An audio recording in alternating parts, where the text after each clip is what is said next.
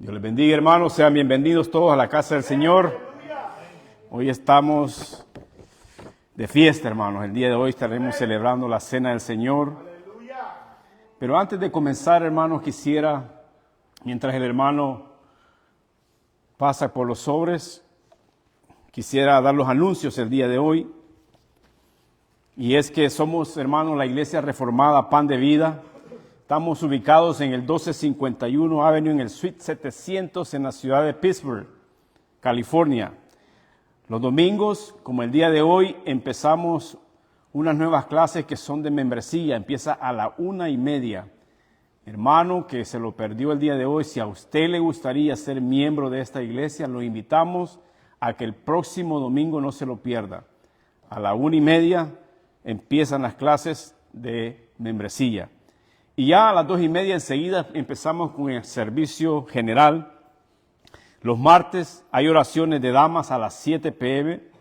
Y los miércoles tenemos el estudio en línea con nuestro hermano Jorge Berríos a las 10 de la mañana y estamos conduciendo, o él conduce más bien dicho, el tema La Ley de Dios. Interesante tema, no se lo pierda también. Y también no se lo pierda el nuevo anuncio cuando el hermano pastor Carlos anuncia ya nuevamente las clases también que estamos llevando de la confesión de fe de 1689. Estemos pendientes porque él tendrá nuevo aviso cuándo vamos a empezar esas clases también. Amén. El sábado tenemos el estudio presencial en la casa de nuestro hermano Oscar y Marlene Berríos a las 7 de la noche con su servidor y estamos llevando las grandes doctrinas de la Biblia escrita por el doctor R.C. Sproul. Interesante, anoche nos gozamos también, un tema interesante acerca de la humanidad de Jesucristo. Amén. Y el último sábado tenemos reunión de varones en la casa de nuestro hermano Santiago, pero por el momento ha quedado suspendido porque el hermano está fuera del país. Y en cuanto él regrese, también vamos a empezar a retomar esas reuniones de varones que nos edifican a nosotros como hombres también, como cabecilla de hogar, nos ha ayudado bastante. Así es que esperamos también el regreso de nuestro hermano Santiago, que anda cumpliendo una misión en su país, para poder retomar esas reuniones una vez más. Y como de costumbre, como lo pudimos presenciar, el domingo pasado fue el último domingo del mes y tuvimos un convivio general donde cada uno de nosotros puede traer un plato exquisito, el cual le gustaría compartir y pasar un buen momento, y al mismo tiempo celebramos los cumpleaños de los hermanos de ese mes. Amén. Como en el caso de hoy de enero, al final de enero, el último domingo, estaremos celebrando a todos los que celebran o tienen su cumpleaños en el mes de enero. Amén. Así es de que no se lo pierda, hermanos. Arrancamos ahora con el pie derecho con esas clases de membresía. Sean todos bienvenidos, ha sido de bendición. Amén. Sin más preámbulos, hermanos, quiero, antes de proseguir, me gustaría orar por algunas personas que están enfermas. Es necesario que oremos por los enfermos. Y el día de hoy vamos a orar por Manuel Alejandro Murillo Rubio, que está atravesando por un cáncer. Vamos a orar por nuestro hermano Rogelio, que está enfermo también. Así es de que vamos a orar por estos dos hermanos y que Dios los bendiga y que haga su voluntad en la vida de cada uno de ellos. Amén. Vamos a inclinar nuestro rostro y vamos a orar por ellos. Padre, aquí estamos, Señor, unos cuantos de tus hijos, reconociendo, Padre, que sin ti no somos nada. Queremos presentarte delante de ti, aunque tú ya conoces, Señor, las peticiones de nuestros corazones, pero queremos expresártelas, queremos presentártelas. Queremos decirte, Padre, que Manuel Alejandro Murillo Rubio está enfermo, necesitado de un milagro. Pedirte, Padre, que si es tu voluntad, sabemos de que tú puedes hacer ese milagro. Pero también, Padre, reconocemos que tú has puesto personal, en el área médica también, que pueden, Señor, suplir cualquier necesidad, Señor, que él pueda recibir, Señor, para poder obtener su sanidad. Pero también reconocemos, Padre, y queremos descansar en tu voluntad. Que sea tu voluntad obrando en la vida de este hombre. Si no te conoce, Padre, pedirte que envíes siervos, Señor, para alcanzar esa alma, para que pueda arrepentirse y venir en pos de fe, Señor, y reconocer, Señor, que te necesita, que pueda ser salvo, Señor. Pedirte, Señor, por la salvación de su alma. Bendícelo grandemente, Señor. De igual manera, pedirte por nuestro hermano Rogelio, que está enfermito. Su esposa Luz está ya acompañándolo, Señor, preocupada, sin saber qué irá a pasar. Te pedimos, Padre, que le des la fuerza, Señor, a este varón para poder soportar, Señor, cualquier intervención que él tenga, Señor, para poder levantarse de esa cama. De igual manera, Señor, pedirte un milagro por este hombre, que sane, Señor, su cuerpo, que sane su alma. Pedirte por su salvación si no te conoce también, Señor. Gracias te damos por la vida de este varón que lo hemos venido, Señor. Hemos venido conviviendo con él, conociéndolo poco a poco. Y él te necesita, Padre.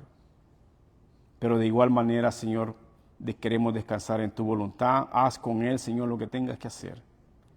Que se haga tu voluntad y no la nuestra, porque tu voluntad es perfecta. Y gracias te damos también, Señor, por lo que haces en nuestras vidas.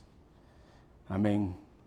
También una oración especial también por David. Señor, pedirte también, si no te conoces, Señor, que por su salvación, desconocemos, Señor, la petición pero tú la conoces. Tú conoces quién es David, tú lo sabes, Señor, y tú conoces la necesidad que tiene. Pedirte, Señor, que lo bendigas también. Señor, que hagas tu voluntad en la vida de David también. Guárdalo, cuídalo, protégelo, Señor. Gracias te damos, Señor, por este momento, Señor, que has dispuesto, Señor, para orar por estos hermanos. Bendice, pues, este momento en el nombre de Cristo Jesús. Padre, oramos. Amén. Amén. Gracias, hermanos. Dios me los bendiga. Ya después de los anuncios, pasamos a orar por las ofrendas. En alguna ocasión, hermanos, no sé si a ustedes les ha pasado, pero ¿no les han preguntado por qué ofrendamos?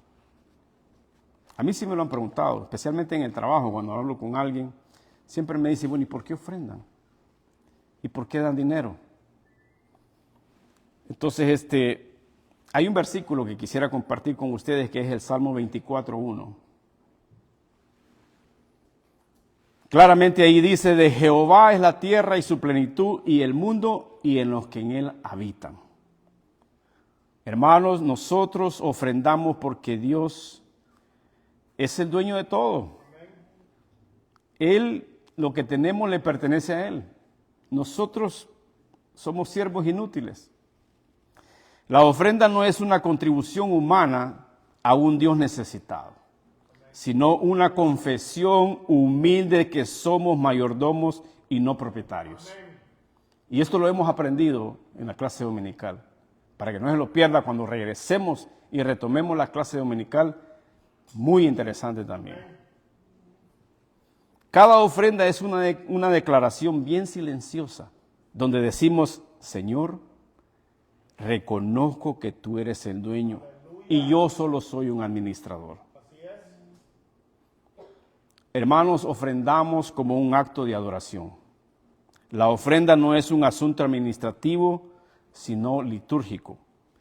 En la Escritura, la ofrenda siempre aparece ligada al culto. Siempre. No es un pago, no es una cuota que tenemos que dar semanalmente, no es una presión emocional, no es nada de eso. Cuando el dinero se separa de la adoración, se convierte en idolatría o en una simple transacción que hacemos. Pero cuando se ofrece a Dios, se santifica como parte del culto que estamos llevando a cabo. Por eso Pablo decía, cada uno dé como propuso en su corazón, no con tristeza ni por necesidad, porque Dios ama al dador alegre. Así es que demos con alegría. La alegría no nace del montón de dinero que damos, no, sino del corazón que adora al Señor. Amén. No damos, hermanos, para ser aceptados por Dios. Damos porque ya hemos sido aceptados por Cristo Jesús en la cruz del Calvario. El cristianismo no da para ganar el favor de Dios. Da porque ya has sido alcanzado por una gracia infinita en Cristo Jesús. Vamos a orar por las ofrendas. Padre, gracias te damos una vez más por ese corazón generoso que has puesto en cada uno de mis hermanos en poder ofrendar, Señor, el día de hoy. Te pido, Señor, que bendiga sus finanzas, que bendiga, Señor, su trabajo, bendice su salud, su familia, bendice su trabajo, Señor, que cada día sale, Señor, a esas carreteras, Señor, que es un peligro y lo has guardado hasta el día de hoy. Gracias te damos por la vida de cada uno de ellos. Bendice pues, Señor, las ofrendas que es de gran utilidad para el ministerio, para que sigamos adelante. Para que esto, Señor, continúe ayudándonos los unos a los otros.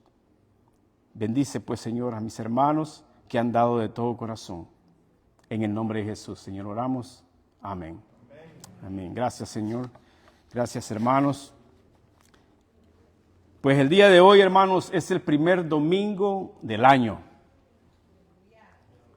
Y hemos titulado este mensaje "Cómo comenzar bien el año". ¿Cuántos han comenzado bien el año? Comenzar bien el año y le pusimos "Escoge hoy a quién servirás". Esto está en Josué 24, 14 y 15. Y la escritura dice así: Ahora pues, temed a Jehová y servirle con integridad y en verdad.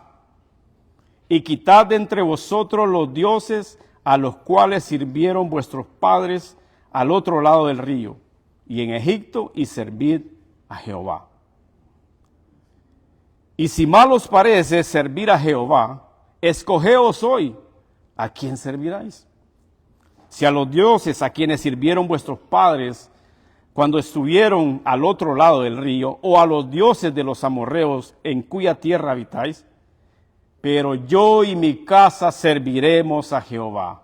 Vamos a orar. Padre,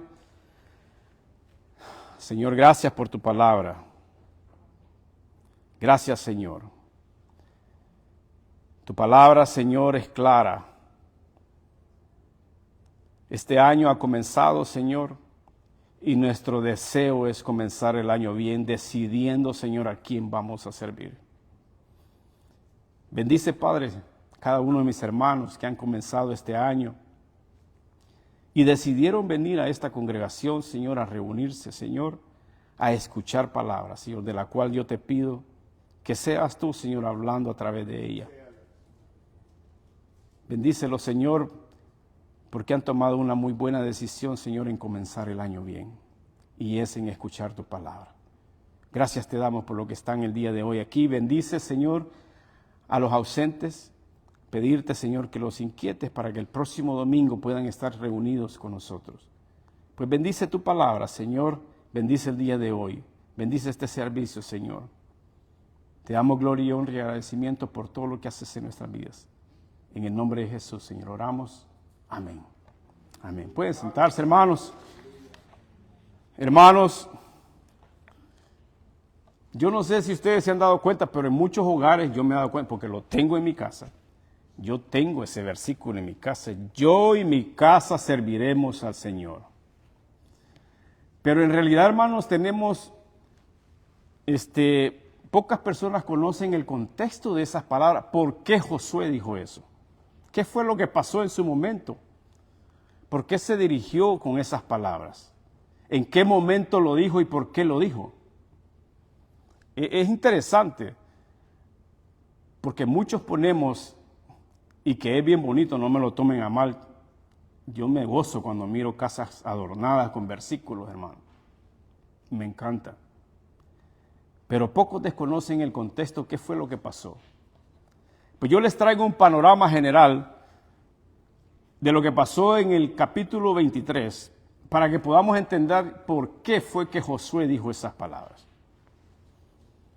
La tierra de Canaán ya estaba en gran parte conquistada. En el capítulo 23 lo explica. Josué ya era un anciano y estaba ya casi cercano a su muerte. Ya era un hombre mayor. Y el pueblo vivía y estaba acomodado y estaba ya establecido en la tierra que el Señor les había prometido. Este es el momento más peligroso espiritualmente, cuando la guerra terminó. Pero la fidelidad puede enfriarse. ¿A cuánto nos ha pasado que nos hemos enfriado? No me conteste. Nos ha pasado, hermano. Josué, en el capítulo 23, él reúne a sus líderes y llamó a todo Israel y a sus ancianos y a los príncipes y a sus jueces y a sus oficiales.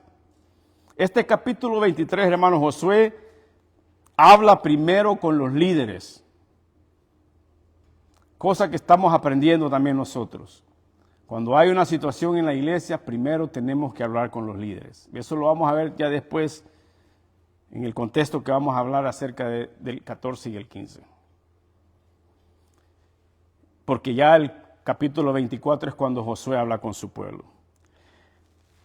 Hermanos, los líderes, la responsabilidad espiritual siempre comienza con los líderes de una congregación. Una nación o una iglesia nunca se eleva más allá de su liderazgo espiritual. Recordemos en el capítulo 23, entre el verso 3 y 5, donde les dice que Dios peleó batallas por ellos. No fue con la espada de ellos, no fue por las fuerzas de ellos, sino que fue la fidelidad del Señor que conquistaron esa tierra. En Josué 23:3 le dice: Jehová, vuestro Dios, es quien ha peleado por vosotros. No fueron solo ellos, sino que fue Dios. Esto ya prepara el corazón en el libro de Josué, ya en el capítulo 24, donde Dios mismo le vuelve a decir: yo hice esto, no ustedes. Aquí el llamado fue a obedecer la palabra sin desviarse, porque le dice: esforzaos pues mucho en guardar y hacer todo lo que está escrito en el libro de la ley. Josué 23:6. Aquí aparece un énfasis claro en la autoridad de la palabra.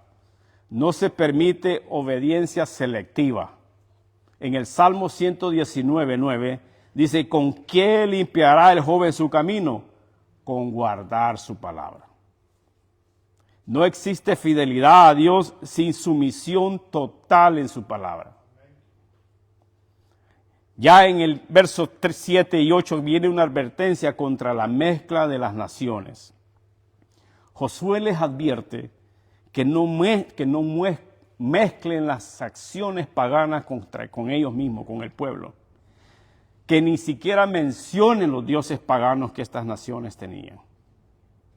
Y mucho menos servirles a ellos. En 2 Corintios capítulo 6, verso 17 dice: por lo cual salid de en medio de ellos y apartaos, dice el Señor, y no toquéis lo inmundo, y yo os recibiré. Claramente les está hablando el Señor ahí que no se contaminen, porque la fidelidad, hermanos, trae bendición y la infidelidad trae juicio. Y esto lo explica en el verso 9 al 13 en el capítulo 23. Josué presenta una advertencia muy clara al pueblo y les dice: si obedecen, Dios seguirá peleando por ustedes. Pero si se apartan, vendrá ruina sobre ustedes. Ya en el verso 12 y 13,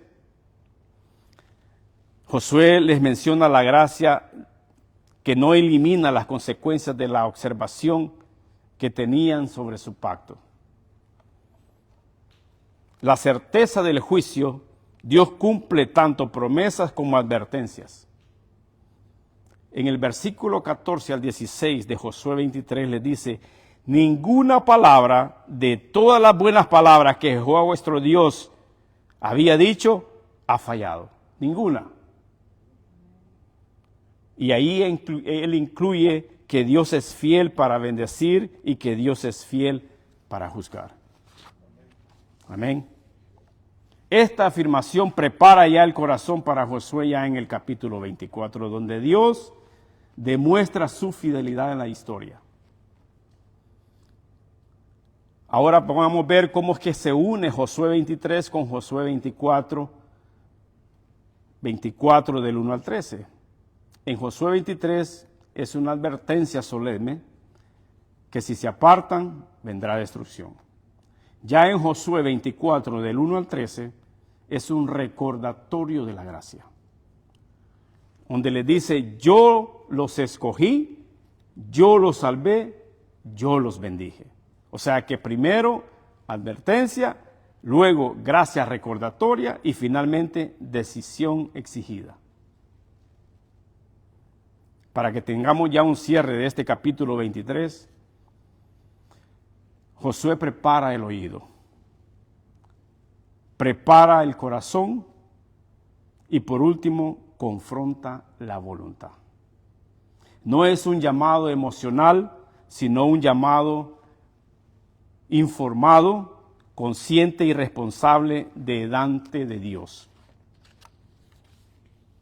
Ahora sí, hermanos, ya que tengamos un panorama de lo que estaba sucediendo en ese momento, veamos el capítulo 24 del versículo 14, donde dice: ahora pues, temed a Jehová y servidle con integridad y en verdad, y quitad de entre vosotros los dioses a los cuales sirvieron vuestros padres al otro lado del río y en Egipto, y servid a Jehová.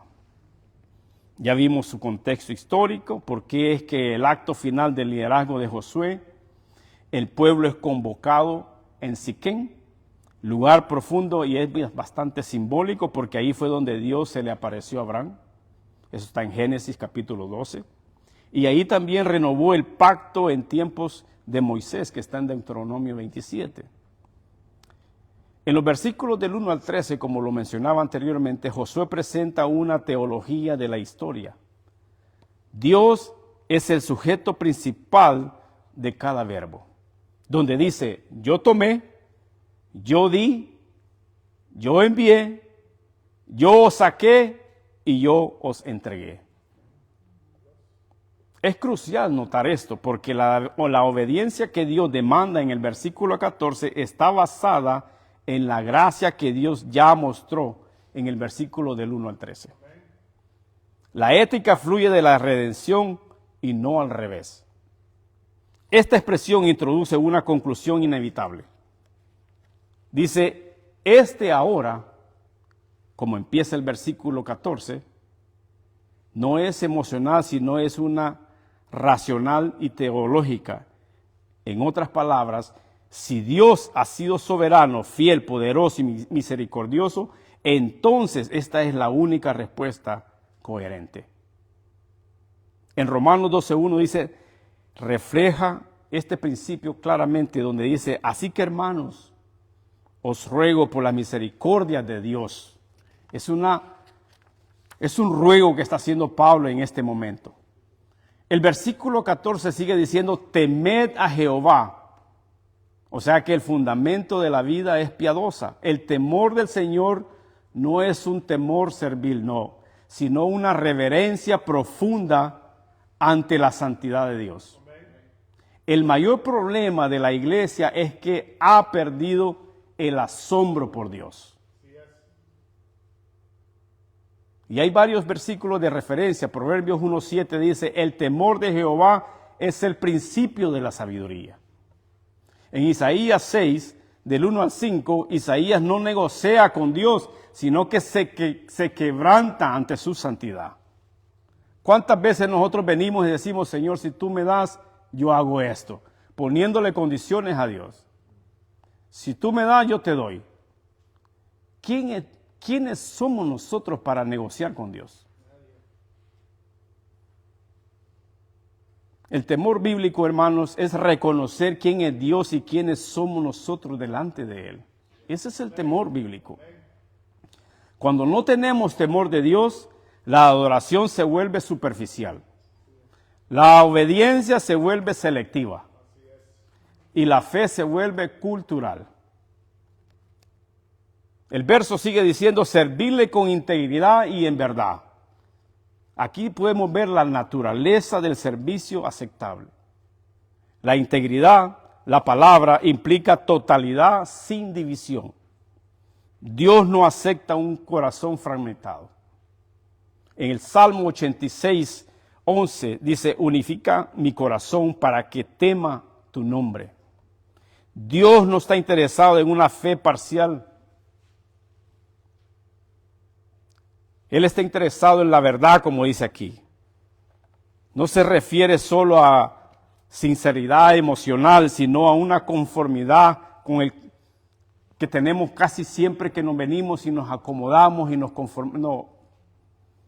Josué 4:24 dice, Dios es espíritu y los que le adoran en espíritu y en verdad es necesario que le adoren. Hay una necesidad profunda ahí. Hermanos, la integridad sin verdad es fanatismo. ¿Cuánto fanatismo nos vemos en las redes sociales? Está inundado de fanatismo. Hermanos, verdad sin integridad es hipocresía. El otro día con unos hermanos estábamos hablando acerca de esa palabra hipocresía. ¿Y sabían ustedes que esa palabra en el griego significa actuar? Está actuando. Es hipócrita. Dios, hermanos, demanda ambas cosas. Y viene y le sigue diciendo, quitad los dioses.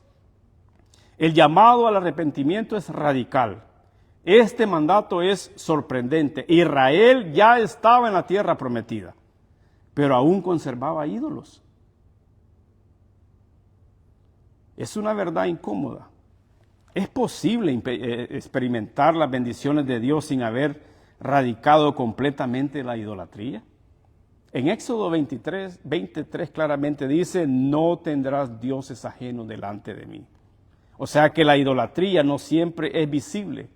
Hoy se puede tomar en forma de tradiciones religiosas sin obediencia. Seguridad en recursos humanos. Éxito, comodidad, reputación, todo eso es idolatría, hermano. El verso 14 sigue diciendo, servir a Jehová. El versículo termina como empieza, con un llamado al servicio exclusivo. No hay neutralidad espiritual, no hay secretismo aceptable. No se puede servir a Jehová y a los ídolos al mismo tiempo. Mateo 6:24, ninguno puede servir a dos señores. La santidad de Dios exige lealtad absoluta.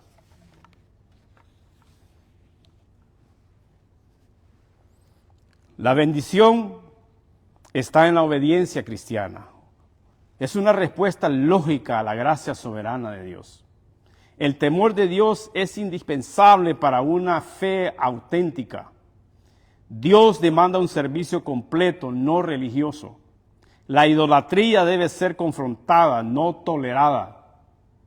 El pacto con Dios requiere exclusividad. Para cerrar este versículo 14, no es solo una exhortación antigua, es un llamado eterno del Dios Santo a un pueblo redimido. La pregunta no es si servimos a algo, sino a quién le estamos sirviendo.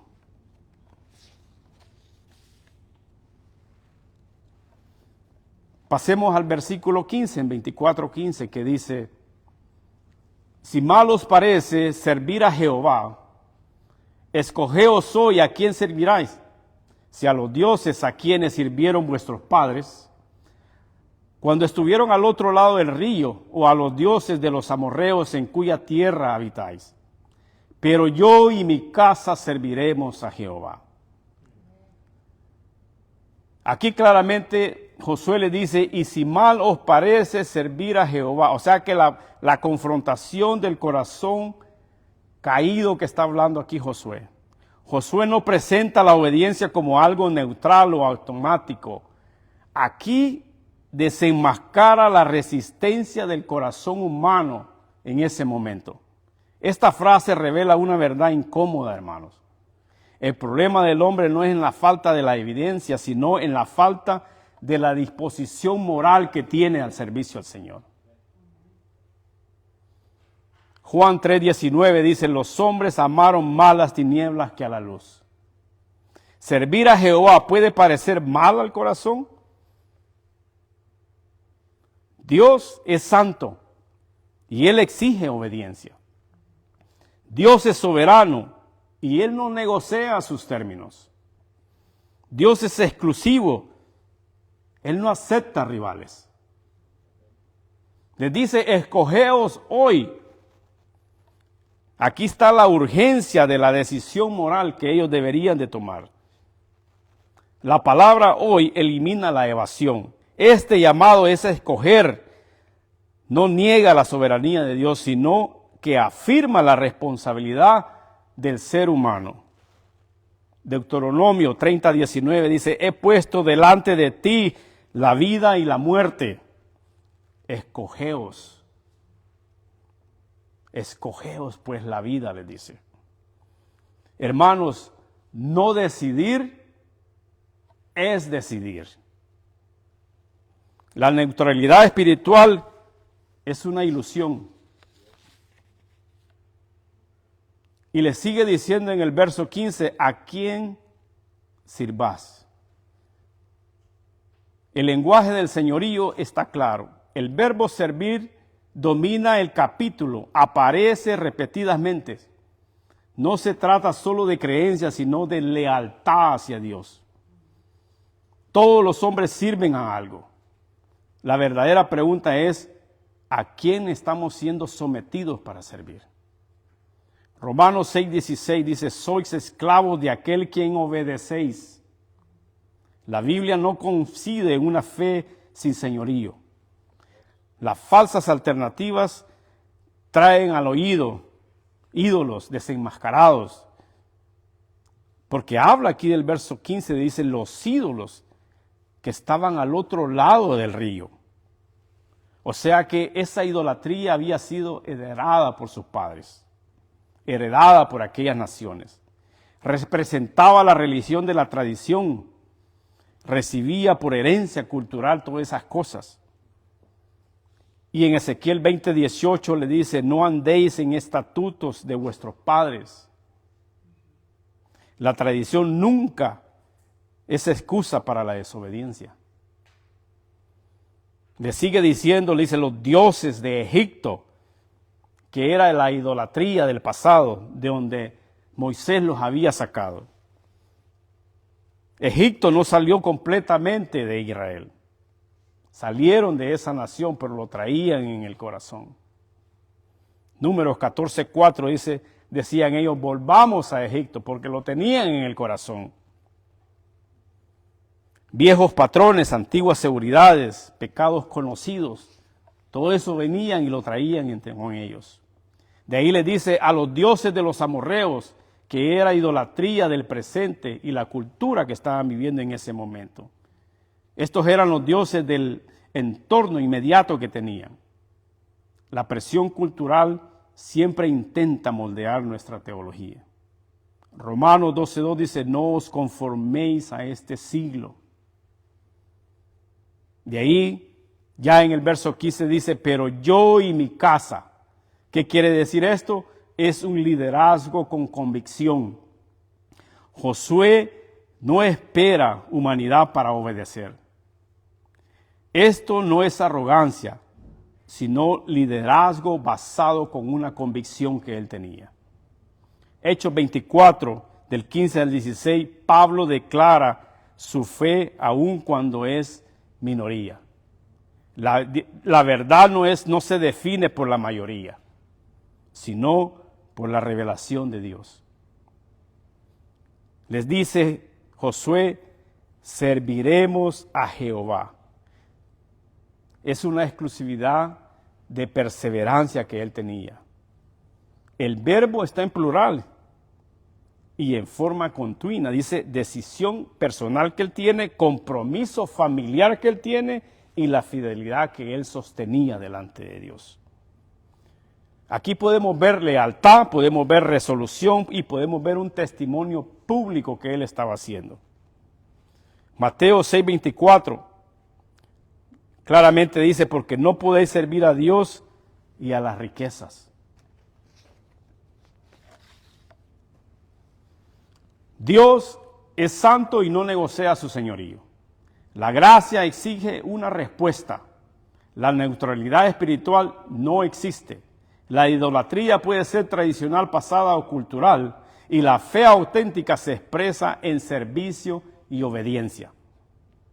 Hermanos, la fe no se hereda, se abraza personalmente. Si su abuelita fue creyente, Dios la bendijo, están delante de su presencia, y solo por eso usted no va a heredar esa bendición. Es personal. Y claramente aquí Josué está diciendo que el hogar es primero en el campo discipular.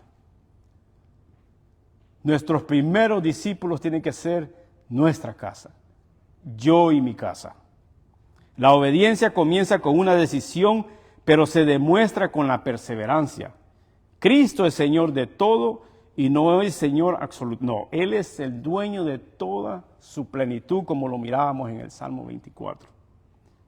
Lucas 9:23, si alguno quiere venir en pos de mí, niéguese a sí mismo. Para concluir, hermanos, este verso 15 no es un lema decorativo, es un veredicto espiritual que José está presentando. Cada congregación debe responder a sí mismo a Dios.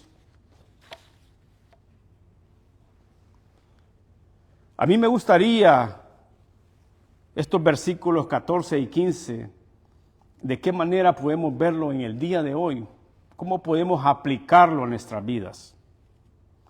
Hermanos, cada inicio de año vienen acompañados con resoluciones, como hablaba nuestro hermano Jorge. Tener mejores hábitos, ordenar nuestras finanzas, cuidar nuestra salud. Mas, sin embargo, hermanos, pocas veces comenzamos el año evaluando nuestra relación con Dios.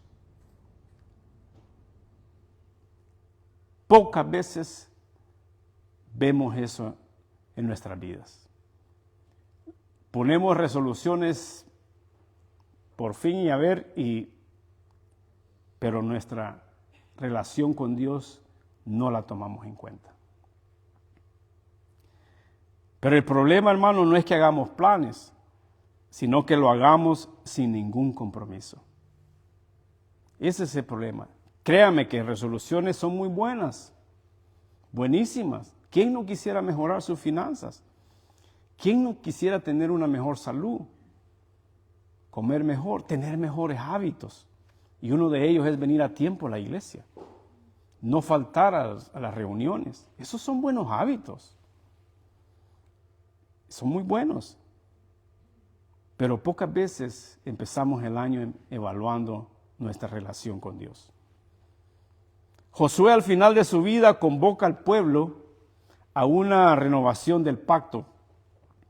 No es un discurso emocional, es una decisión espiritual que deberían de tomar. Y esa es la pregunta que este texto nos hace. ¿Con qué compromiso estamos iniciando este año delante de Dios? Si le gustaría hacer una decisión espiritual el día de hoy, hágasela usted misma en su corazón. Josué está al final de su ministerio. Él ya está a punto de partir con el Señor. Israel ya está establecido en la tierra prometida. El peligro ya no es Egipto, ya no es Canaán, sino la comodidad espiritual que tuvo su pueblo. Y eso nos pasa a nosotros, hermanos. Nos acomodamos. Le pedimos a Dios por salud, Dios nos bendijo, nos dio una mejor salud.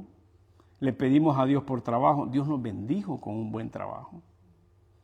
Le pedimos a Dios de ir a ver a nuestros padres, a nuestros países, nos bendice hasta con eso.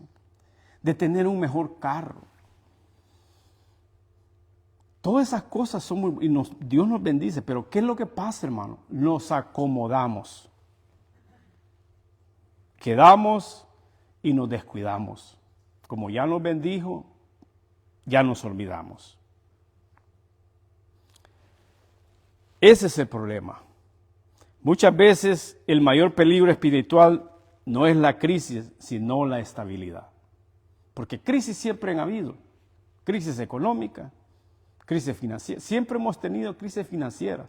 Siempre falta algo de dinero para cumplir y pagar ciertos biles. O ciertos recibos, como dicen en mi país. Ese no es el problema es la estabilidad.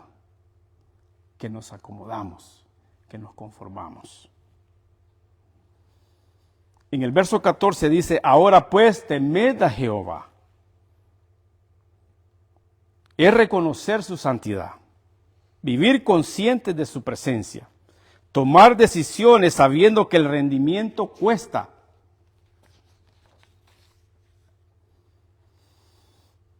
La pregunta es, hermano, ¿cómo tomamos decisiones cuando nadie nos ve? ¿Qué revela tu agenda o que realmente tienes que ver con Dios? ¿Qué es lo que revela tu agenda?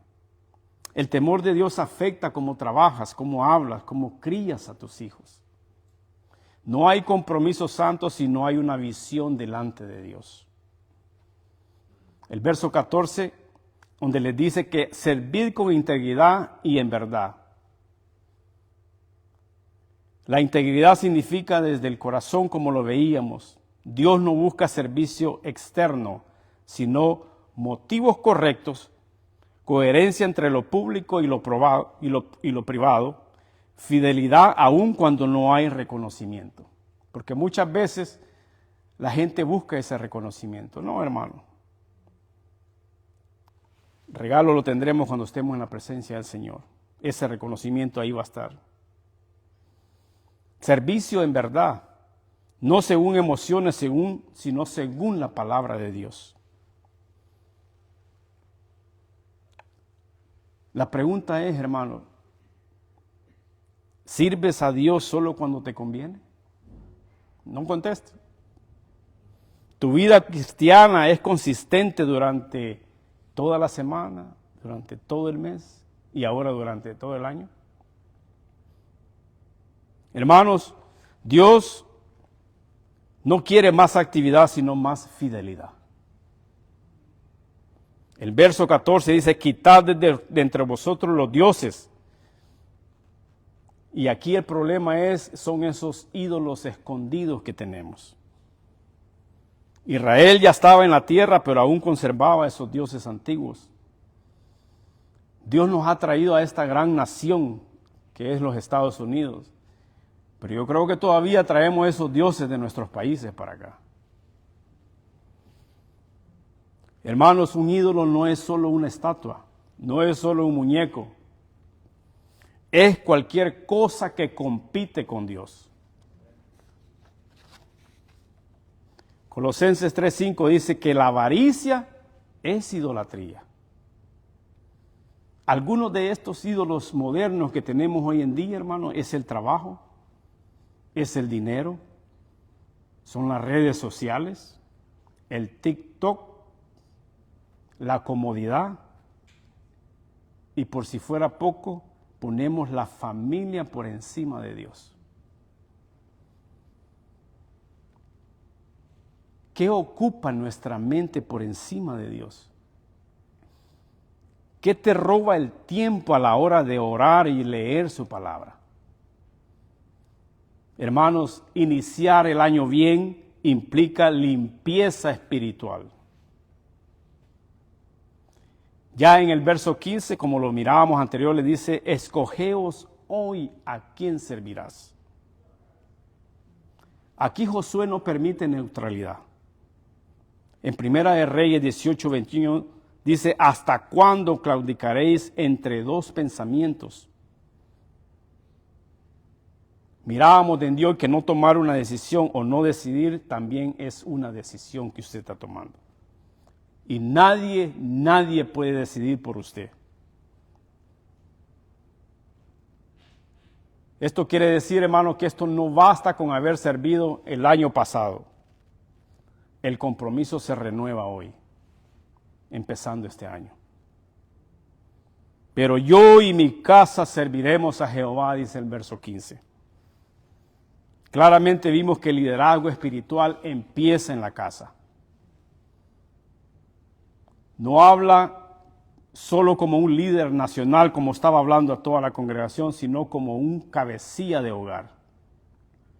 Claramente en Deuteronomio 6, del verso 6 al 7, dice, y estas palabras que yo te mando hoy estarán sobre tu corazón, y las repetirás a tus hijos, y hablarás de ellas estando en tu casa, y andando por el camino, al acostarte y cuando te levantes.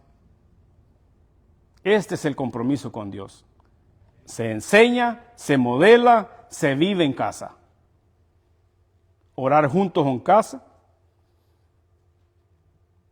Que ellos nos miren que nosotros estamos intercediendo por alguien, que ellos nos miren que estamos orando, que ellos nos miren que estamos leyendo su palabra. Hermanos, un año bendecido comienza desde el hogar. Iniciar el año con compromiso santo no es hacer promesas vacías, sino que es temiendo a Dios, sirviéndole con integridad, renunciando a los ídolos, decidiendo firmemente y siendo líder en el hogar. Romanos 12:1 dice que presentemos nuestros cuerpos en sacrificio vivo, santo, agradable para Dios. Hermana, hermanos, ¿qué necesita rendir el día de hoy? ¿Qué compromiso debe renovar el día de hoy? ¿Qué ídolos deben caer el día de hoy?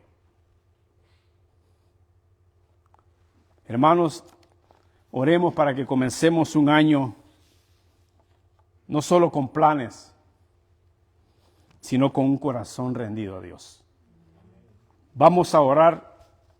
Si le gustaría estar de pie, puede estar de pie. Si le gustaría estar sentado, puede estar sentado. Vamos a orar a Dios de una manera exhortándonos nosotros a hacer un compromiso santo. Amén. Inclina su rostro y vamos a orar y pedirle a Dios. Señor Dios santo y poderoso, soberano tú eres, Señor. Venimos delante de ti reconociendo que tú eres Dios y todopoderoso, tú eres digno de ser temido, obedecido y servido con un corazón íntegro. Hoy confesamos que muchas veces hemos comenzado nuestros días y aún a veces nuestros años sin consultarte, sin depender de ti, sin rendirte el control de nuestra vida. Examínanos, oh Dios, y muéstranos aquello que ocupa el lugar que solo a ti te pertenece. Arranca de nuestro corazón todo ídolo escondido que tenemos, toda lealtad dividida que hay entre nosotros, toda comodidad espiritual que nos ha hecho conformarnos con menos de ti. No permitas que iniciemos este año con una fe superficial, sino con un arrepentimiento genuino y obediencia sincera. Señor, hoy escuchamos tu llamado en tu palabra donde dice, escogeos hoy a quién servirás. No queremos postergar más la obediencia, ni vivir entre dos pensamientos. Hoy decimos servirte con integridad y verdad, no solo con palabras, sino con una vida rendida a tu voluntad. Comienza esta obra en nosotros y en nuestros corazones, y extiéndela, Señor, a nuestros hogares, a mis hermanos en la iglesia reformada, Pan de Vida, Señor. Que podamos decir con convicción, yo y mi casa serviremos a Jehová. Haznos líderes espirituales fieles, modelos de una fe viva y testigos de tu gracia en medio de este mundo que se pierde cada día más. Señor, no confiamos en nuestra fuerza, sino en tu gracia suficiente. Afirmamos para perseverar, para poder seguir adelante, para obedecer tu llamado y para vivir este año y los años venideros para tu gloria, no para la nuestra.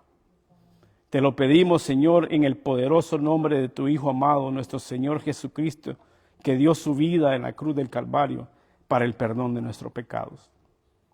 Gracias, Señor, en el nombre de Jesús, para oramos. Amén. Amén, amén.